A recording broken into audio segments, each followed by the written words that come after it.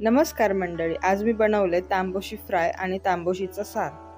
तांबोशी मिस्टरांनी साफ करून दिल्याने साफ करून झाल्यावर आता त्याच्यात 10-15 मिनिटं जाडा मीठ घालून ठेवलेलं। मासे मॅरिनेट झाल्यानंतर 10-15 मिनिटांत स्वच्छ धुवून माशाची टकली सारात सोडलंय आणि उरलेल्या माशांका घरगुती आगळ, वायगाव स्पेशल हळद, मालवणी अरोमाचं मालवणी स्पेशल मासळी मसालो, चवीनुसार मीठ हे लावून परत 10-15 मिनिटं मॅरिनेट करून ठेवलंय। आमच्या मालवणी अरोमाचे मालवणी मसाले आणि पदार्थांसाठी खाली दिलेल्या नंबरवर नक्की संपर्क साधा।